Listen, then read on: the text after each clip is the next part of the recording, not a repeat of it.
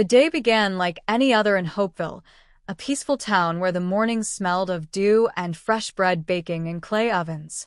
Abba, just 10 years old, woke up to the sound of her mother singing a hymn in the kitchen. Her father's laughter soon followed as he teased Adwoa, telling her she couldn't hold a note. Abba loved these mornings. They were the heartbeats of her world, a cocoon of love and safety. Finish your porridge quickly, Abba. Her mother called with a smile. We're taking the produce to the big market today. Her father, Kofi, hoisted sacks of plantains onto their small truck while Abba skipped around him, pretending to be his assistant. He chuckled and ruffled her hair. One day, my little Abba will run a big business, and I'll work for her, He said, pride gleaming in his eyes.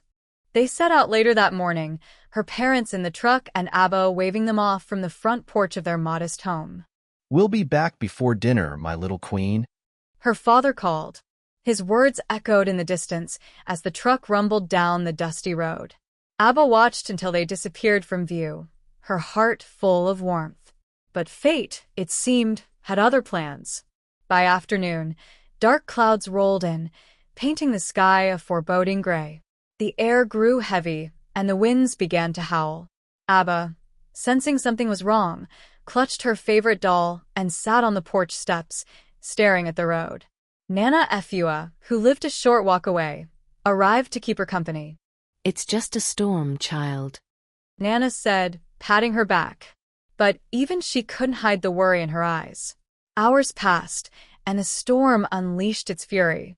Rain pounded against the roof, thunder roared like an angry beast, and lightning split the sky. The road outside turned into a river of mud, and still, there was no sign of her parents. When the knock came at the door, it wasn't the cheerful rhythm Abba knew so well. It was slow, hesitant, and heavy. Nana Efua opened the door to find two men standing in the rain, their faces somber. One was the village pastor, the other a local farmer who had come from the market. We're sorry, Efua. The pastor began, his voice trembling. There was an accident on the main road. The truck skidded off the cliff. Kofi and Adwoa. His words trailed off, but the message was clear. No, no, no. Nana cried, clutching her chest as she sank to the floor. Abba, too young to fully grasp the gravity of the words, stood frozen. What do you mean? They're coming home. She said, her voice small and trembling.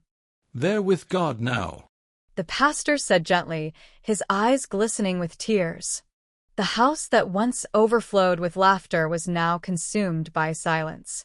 Abba sat in a corner clutching her doll, tears streaming down her face. Her parents' absence felt like a void that swallowed her whole. She refused to eat, refused to speak, and when Nana Efua tried to comfort her, she pulled away. Rain continued to batter the windows as if mourning alongside them. That night, Abba cried herself to sleep on the cold floor, her tiny heart aching in ways she couldn't describe. Days later, the funeral was held on a windswept hill overlooking the town. Abba wore a black dress that seemed too large for her small frame, and her eyes, once bright and full of curiosity, were now hollow. As the coffins were lowered into the ground, Abba clung to Nana's hand, her tears falling like the rain that had claimed her parents' lives. Why did they leave me? She whispered, her voice barely audible. Nana knelt beside her, wiping her tears.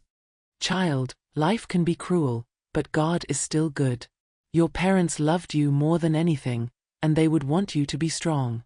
You're not alone. I'm here, and so is He. After the funeral, the house felt emptier than ever.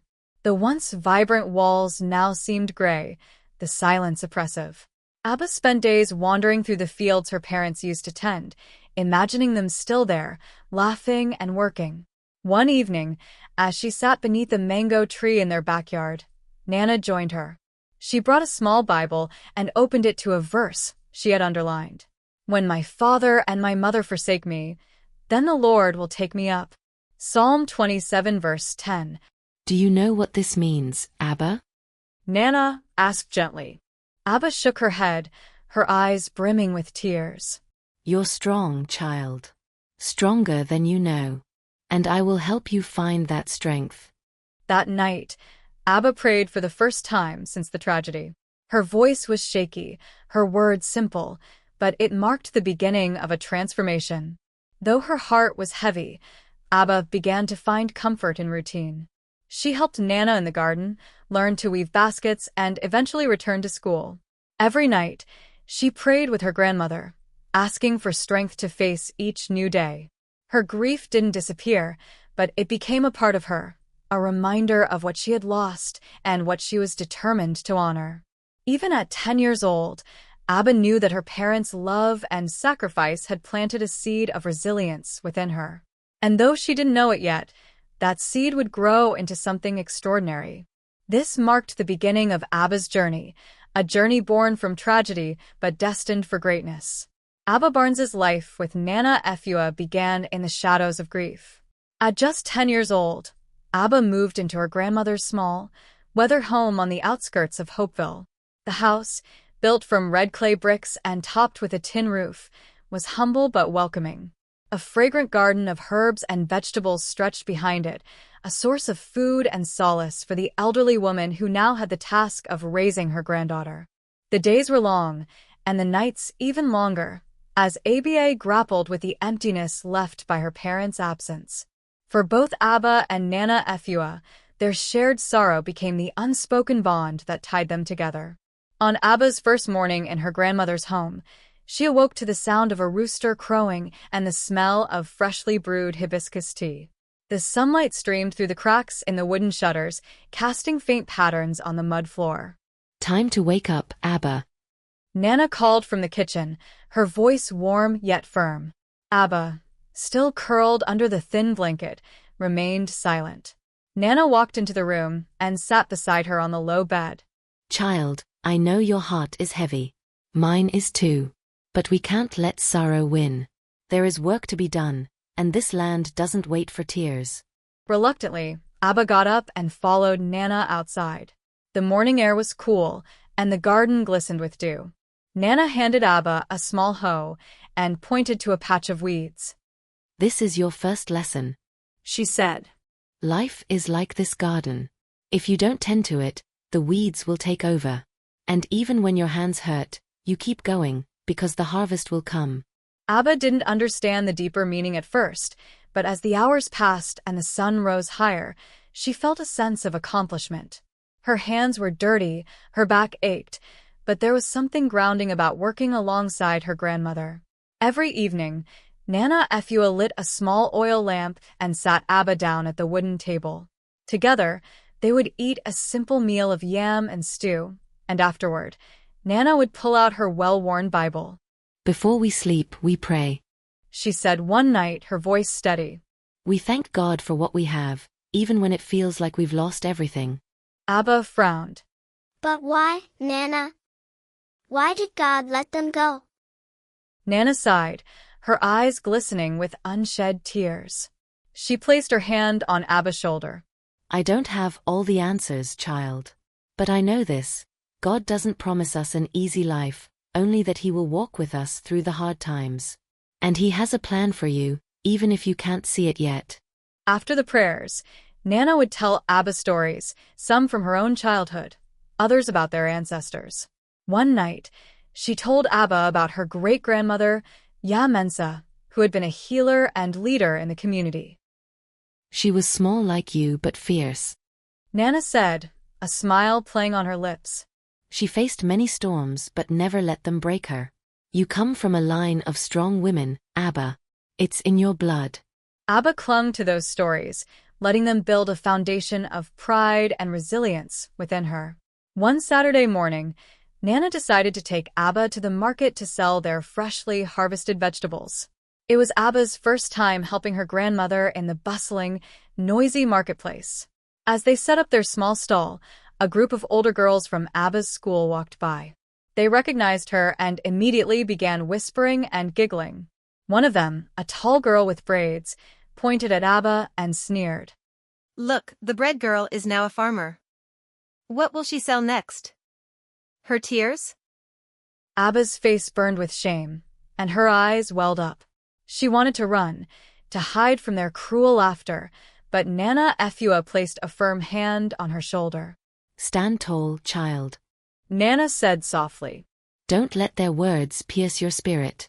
They laugh now, but one day, they'll see the strength in your hands and the courage in your heart. Despite her grandmother's words, Abba couldn't shake the humiliation. Later that night, as they walked home under the stars, she finally broke down. Why do they hate me, Nana? They don't hate you. Nana replied, her voice calm. They don't understand you. And people often fear what they don't understand. But mark my words, Abba, the world will see your worth one day.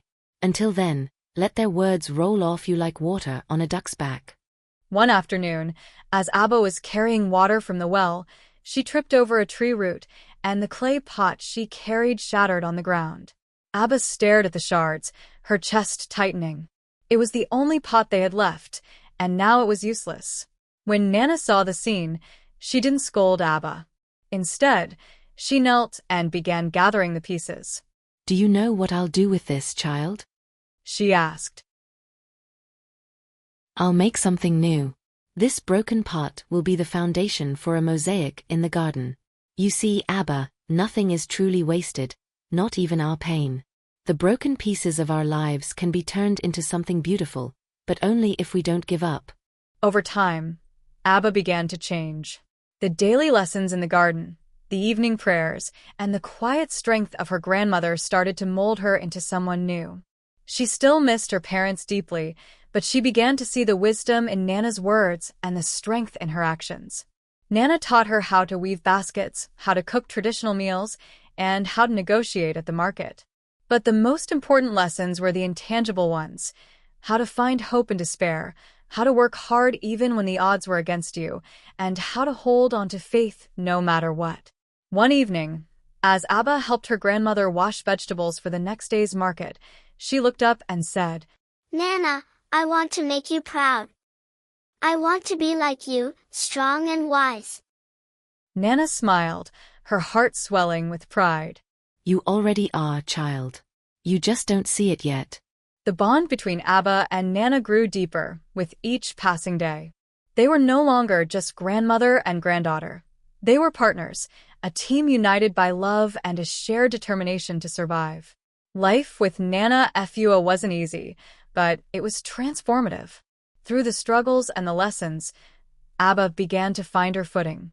And though she didn't know it yet, the seeds of resilience, wisdom, and faith that her grandmother planted would one day grow into something extraordinary. Hopeville Primary School wasn't much to look at, a single-story building with cracked walls and creaky wooden desks. The playground was a patch of dirt, and the textbooks were as old as some of the teachers. Yet for Abba, it became the battleground for her dreams. By the time she was 12, 2 years after her parents' death, Abba's once bubbly nature had been replaced by quiet determination. Her grandmother's teachings about resilience and faith were starting to take root, and Abba was determined to excel in school, not just for herself, but for the memory of her parents and the sacrifices of her grandmother. Abba's academic journey began with a simple yet humiliating challenge: her footwear. Nana Efua couldn't afford new sandals for Abba, and the ones she wore were so worn out that they flapped noisily with every step. The other students noticed immediately. During a spelling test one day, as Abba walked to the teacher's desk to submit her paper, a boy whispered loudly, "There goes Abba Flop Flap." Laughter rippled through the classroom. Abba's face burned, and she clenched her fists, holding back tears. When she returned home that evening, she threw the sandals into a corner and declared, I'm not going back to school. Nana Efua, who was peeling cassava, looked up calmly. Why? They laugh at me. Abba said, her voice breaking. They call me names because of my sandals. Nana walked over, placing her hands gently on Abba's shoulders. Do you know why they laugh, child? Because they see you climbing higher than they can. Let their laughter be the wind that pushes you forward, not the stone that drags you down. The next day, Abba put on the same sandals and walked into class with her head held high. She focused on her studies, tuning out the taunts. And when the results of the spelling test were announced, Abba had scored the highest. The laughter stopped, replaced by whispers of awe. Hopeville didn't have electricity, and the only light in Nana Efua's house came from an old kerosene lamp. Abba often studied late into the night, her textbooks spread across the wooden table. One night, as the lamp flickered, Nana found Abba struggling to copy notes from a borrowed science book. The pages were full of complex diagrams, and Abba's handwriting trembled with exhaustion. Abba, it's late. Nana said softly. You need rest. I can't, Nana. Abba replied, her voice filled with urgency. The exams are next week, and I have to do well. If I don't, how will I ever leave this place? Nana sat beside her, stroking her back. Reluctantly, Abba went to bed, but not before praying for wisdom and strength. That night, she dreamed of standing on a stage, holding a certificate while her parents smiled from the audience. At 14, Abba's school announced a science fair. The winner would receive a scholarship to a prestigious secondary school in the neighboring city. Abba saw it as her golden opportunity. But there was a problem. She didn't have the resources to buy the materials for her project. While other students worked with fancy supplies, Abba relied on scraps she collected from the market and discarded items she found around the village. Her project was a simple but ingenious water filtration system, inspired by the struggles her community faced during the dry season. She worked tirelessly, often skipping meals to perfect her design. The day of the fair arrived, and Abba's project sat among the more polished, expensive displays. As the judges approached, she felt her heart pound. One of them, a stern-looking man, asked, Why did you choose this project? Abba took a deep breath. Because where I come from, clean water is a luxury. I wanted to create something that could help people in my village and beyond. It may not look perfect, but it works. The judges tested her system, and to everyone's surprise, it worked better than most of the other projects. When they announced her as the winner, Abba stood frozen in disbelief. The applause thundered around her, but all she could hear was her grandmother's voice. Your determination is your greatest weapon. 1 month after the science fair, Abba received a letter from the scholarship committee. It was written on crisp white paper, unlike anything she had ever held before. She ran all the way home to show Nana, who was in the garden harvesting tomatoes. Nana! Nana! I got it! She screamed, waving the letter. Nana squinted at the paper as Abba read it aloud. She had been awarded a full scholarship to the prestigious Crown Heights Secondary School in the city. Tears streamed down Nana's face as she hugged Abba tightly. Your parents would be so proud. She whispered. This is just the beginning, child. The world is opening its doors to you. The day Abba left for Crown Heights was bittersweet. She packed her few belongings into a small bag, her heart heavy at the thought of leaving Nana behind. At the bus station, Nana handed her a small, worn Bible. Keep this with you always, she said. It will remind you of where you come from and guide you to where you're going. As the bus pulled away, Abba pressed her face to the window, watching her grandmother wave until she disappeared from view. She wiped her tears and turned to face the road ahead, her heart filled with a mix of fear and determination. When Abba arrived at Crown Heights, she was overwhelmed by the towering buildings, pristine uniforms, and polished accents of her, the girl from the village. She let her achievements speak for her classmates. She felt out of place, her village roots stark against the backdrop of urban sophistication. But Abba's determination burned brighter than her insecurities. She worked harder than ever, often staying up until dawn to study. When others saw her as just. By the end of her first term, Abba had not only caught up to her peers, but had outperformed many of them. Teachers praised her, students respected her, and for the first time, Abba began to see herself not as the poor girl from Hopeville, but as a force to be reckoned with. As Abba excelled in her studies, she began to dream bigger. She wanted to use her education to make a difference, not just for herself, but for her community and others like it. She vowed to one day return to Hopeville and build a school where children wouldn't have to study by kerosene lamps or be mocked for their shoes. And so, Abba's journey of academic excellence became more than just a personal victory. It became the foundation of a legacy that would one day transform countless lives. In the city, Abba faced new challenges. She was far from the comforting presence of her grandmother and struggled to adjust to the fast pace of urban life. But she refused to give up. Abba took up multiple part-time jobs, working as a waitress, tutoring children, and even cleaning offices to pay for books and living expenses. Her beauty, charisma, and intelligence quickly made her a standout among her peers. However, Abba never allowed pride to cloud her purpose. She joined a local church where she led Bible study groups and volunteered in community outreach programs. This spiritual grounding kept her focused and humble. After earning her degree in business administration, Abba turned her attention to helping others. She realized that her struggles had equipped her with a unique ability to connect with those in need. With the little savings she had, Abba started a small mentorship program for underprivileged girls in her community. She called it the Barnes Foundation, in honor of her late parents. What began as a group of 10 girls meeting under a mango tree quickly grew into a nationwide movement. The Barnes Foundation provided scholarships, vocational training, and mentorship to thousands of young women. Abba traveled to the most remote villages, encouraging parents to educate their daughters.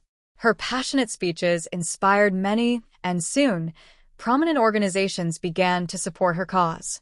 Abba also launched initiatives to teach financial literacy to women, helping them start small businesses. Her efforts not only empowered individuals but uplifted entire communities. Through all her accomplishments, Abba remained deeply connected to her faith. She never missed a Sunday service and often spent her weekends organizing charity events at her church. She believed that her journey was a testimony to God's faithfulness and often shared her story during sermons. Abba also became a mentor to countless young people, encouraging them to pursue their dreams despite obstacles. God didn't bring you this far to leave you, she would tell them. Her words, combined with her own example, inspired many to strive for excellence. By her mid-30s, Abba's influence had spread far and wide. Her foundation had transformed the lives of thousands, and her tireless advocacy for education and women's empowerment earned her national recognition. The government appointed her as a special advisor on youth and women's development, a role she embraced with passion and integrity. Abba used her position to advocate for policies that supported education and small business development in rural areas. She worked tirelessly, traveling across the country to understand the needs of underserved communities. Today, Abba Barnes is a household name, celebrated as one of the most influential personalities in the country. Schools teach her story as an example of resilience, faith, and determination. Her foundation continues to grow, now supported by international partnerships, and her initiatives have lifted countless families out of poverty. Abba's life is a testament to the fact that beauty and intelligence shine brightest when paired with humility, hard work, and faith. Her journey from an orphan girl in a small town to a national icon is a story of hope for anyone facing life storms. And when asked about her success, Abba always smiles and says, "It's not about where you start, but where you choose to go. With faith in God and diligence in your ways, nothing is impossible."